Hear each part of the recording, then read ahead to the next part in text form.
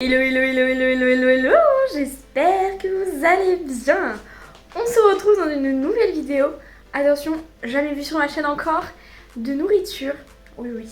J'avais envie de vous partager mes recettes préférées que je fais. Donc il n'y en aura pas beaucoup, il y en aura 3-4 je pense. C'est des recettes hyper simples. Donc en plus, je trouve que c'est plutôt pas mal parce qu'à chaque fois il faut toujours un milliard de trucs. Sauf que je ne sais pas cuisiner plus que ça. C'est parti, je vais vous en montrer. Donc ça va s'étaler sur plusieurs jours parce que forcément je ne vais pas faire toutes les recettes le même jour. Mais aujourd'hui, on s'attaque au banana bread. Bienvenue dans ma super cuisine. Du coup, pour cette recette du banana bread, vous allez avoir besoin de 130 g de farine complète, de 2 œufs, de 3 bananes, donc bien mûres. Et comme ça elles sont beaucoup plus simples à écraser. Ne jetez pas vos bananes bien noires parce que vous pouvez faire cette recette avec des bananes vraiment noires, vraiment qui sont pas appétissantes, même un peu gluantes là, vous savez, pas bon. Et avec ça vous pouvez. La moitié d'un sachet de levure chimique, chocolat noir de préférence. Vous en avez besoin de 120 g, mais si vous en voulez plus, vous pouvez. Je vais mettre toutes les quantités, tous les ingrédients en barre d'infos. Comme ça, vous pouvez prendre tout au début de votre recette pour après suivre la vidéo. Voilà. Donc c'est parti maintenant. Bon alors du coup, moi pour cette recette-là, j'utilise vraiment qu'une fourchette et un saladier. Vous allez voir, j'ai vraiment besoin de rien d'autre. Donc je vous ai dit 3 bananes, mais moi je vais en prendre 4 parce que déjà elles se sont décollées toutes seules de leur peau, donc je vais pas les gâcher. Et puis elles sont petites. En plus, c'est vraiment des baby bananes. Donc c'est pas grave, 4 c'est pas la fin du monde. Donc bien sûr, préalablement je me suis lavé les mains. Et du coup je viens juste enlever la peau et mettre les bananes dans le saladier. Pour l'instant, je pense que ça va le faire. Hein. Et j'ai oublié de vous dire, vous allez avoir besoin d'un plat comme ça. Enfin après vous faites dans le plat que vous voulez, mais moi je prends un plat carré. Et enfournez votre four à 180 degrés avant aussi, j'ai oublié de dire, excusez-moi. On va venir écraser. C'est pour ça que je vous dis que plus elles sont mûres, mieux c'est. Comme ça, ça va être beaucoup plus simple à écraser. Une fois que ça a l'air appétissant comme ça, vous venez rajouter vos 2 œufs. Et après, on vient mélanger. Pour l'instant, ça reste toujours simple. Hein. Bon, ça avait pas filmé, je croyais que ça filmait. Mais du coup, j'ai rajouté les 130 g de farine et ainsi que la levure chimique.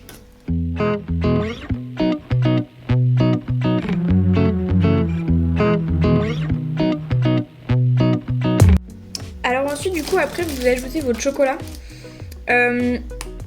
Si vous voulez ne pas avoir trop de chocolat, vous pouvez acheter des pépites de chocolat, même pour mettre au-dessus après. Mais moi je trouve déjà que ça coûte très cher alors qu'on peut faire comme ça. Et puis comme ça il y a plus de chocolat. Je prends une tablette plutôt. Je casse en petits morceaux comme ça. Bon du coup après que vous ayez rempli votre saladier de chocolat, vous mélangez pour que ça aille un peu partout. Et puis, bien écoutez, vous mettez ça dans votre plat. Donc voilà, une fois que vous l'avez mis dans le plat, c'est tout beau, machin. Et ensuite, vous venez disperser des petits carrés de chocolat, comme ça. D'habitude, j'en mets plus, mais vu que j'ai mis pas mal de chocolat dedans, je vais rester comme ça. Et voilà, et après vous enfournez donc 35 minutes à 180 degrés. Surveillez la cuisson quand même. Faut que ça soit un petit peu mou, mais faut pas non plus que ce soit trop mou, parce que sinon c'est que c'est pas cuit. Mais aussi, faut pas que ça soit, surtout en fait, faut pas que ça soit trop cuit, parce que sinon après ça va être un vrai pain en fait. Et c'est pas bon, c'est sec, c'est pas bon.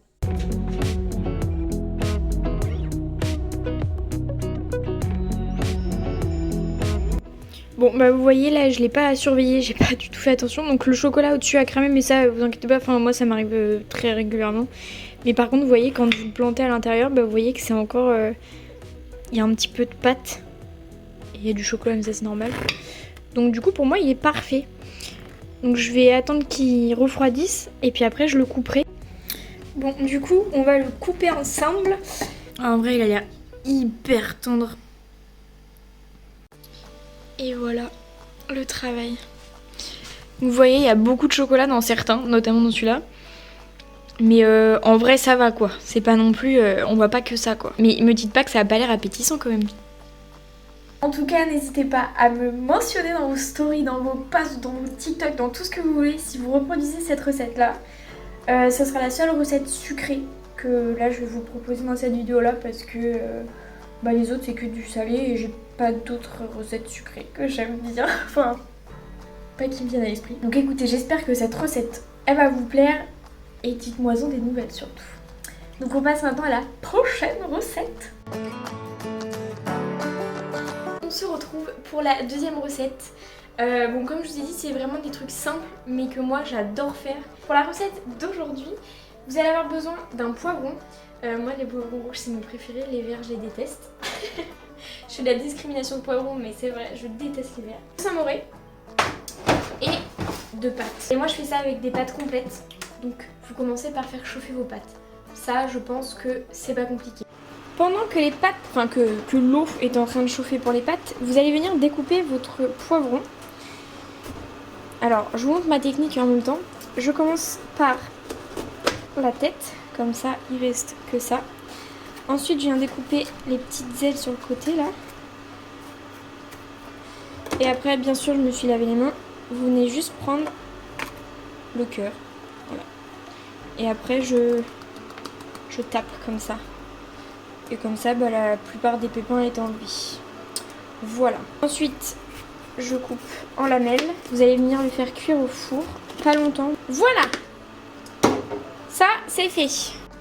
Ensuite, je viens les mettre sur une petite plaque qui va au four. C'est un gros poivron, du coup, j'en ai énormément. C'est pas grave.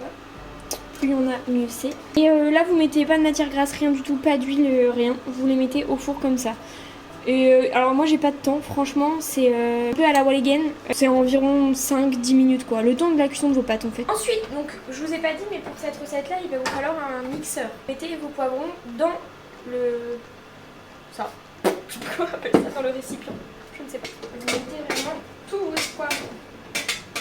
Une fois que vous avez mis votre poivron dans le récipient, vous venez prendre une petite cuillère, donc moi j'ai l'habitude de faire ça avec une petite louche comme ça, d'eau des pâtes, mais vraiment pas beaucoup parce que sinon après c'est trop liquide et c'est pas très bon quand c'est liquide. À peu près ça. Vous venez mettre ça dans les poivrons. Après de toute façon vous allez bien voir quand vous allez blender, vous allez bien voir si c'est trop liquide ou pas assez. Donc du coup vaut mieux ne pas mettre trop d'eau au début et en rajouter après. Après vous venez prendre une louche de Saint-Moré, enfin une louche, une petite cuillère de Saint-Moré. Et vous mettez ça avec vos poivrons, donc du coup voilà, ça fait une mixture comme ça. Et vous allez venir... Donc là vous voyez il y a beaucoup trop de morceaux, donc je vais revenir rajouter de l'eau parce que c'est pas possible, hein, c'est pas possible du tout.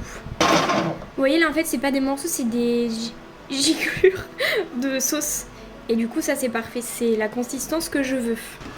Et après on prend une assiette, on met les pâtes. Vous voyez en fait là c'est une consistance genre... c'est même un peu trop liquide pour moi. J'aime bien quand c'est un peu plus consistant, mais c'est pas grave. Et après, voilà, c'est pas très appétissant, mais je vous jure que c'est trop bon. Et si vous avez une burrata à rajouter par-dessus, ajoutez-la, parce que franchement ça c'est la meilleure chose à faire. Là moi j'en ai pas, mais vraiment, si vous pouvez rajouter une burrata, oh là là, le kiff. Voilà, vous voyez c'est tout simple. Mais ça vous fait manger des légumes sous une autre forme. Et je trouve ça hyper sympa. Même pour un enfant ou quoi, je trouve que ça fait un peu purée quoi. Mais du coup voilà, c'est vraiment pas appétissant par contre, ça je vous l'accorde. Mais qu'est-ce que c'est bon. Je vais faire ça avec n'importe quel légume. Voilà. J'espère que cette recette vous plaira. Vous, pareil, vous me taguez toujours sur chaque recette. Vous me taguez. Bon bah maintenant on se retrouve pour la prochaine recette.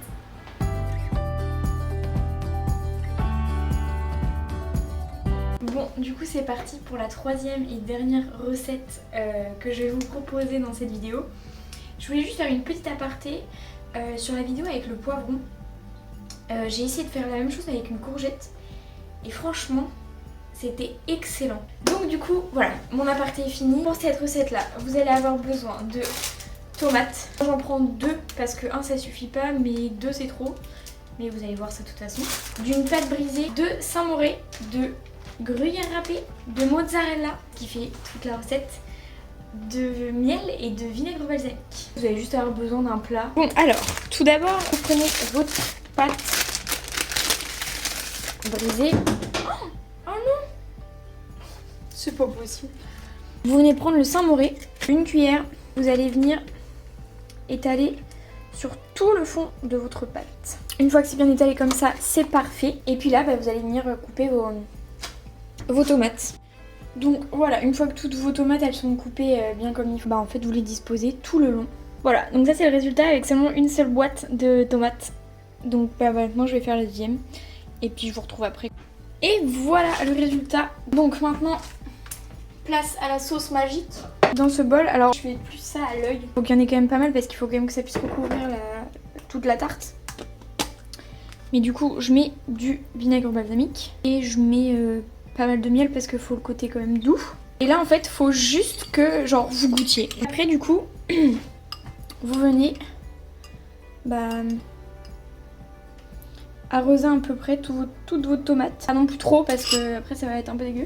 Je pense même que j'en ai trop mis, mais bon, c'est pas grave. Et après, vous rajoutez un peu de gruyère râpée quand même. Moi, j'ai vraiment trop mis de vinaigre. Oh non, je vais louper ma recette. Forcément, c'est quand on la filme qu'on la loupe. Hein. Alors franchement, je l'ai faite mais des milliers de fois cette recette. Voilà. Et après, vous enfournez ça.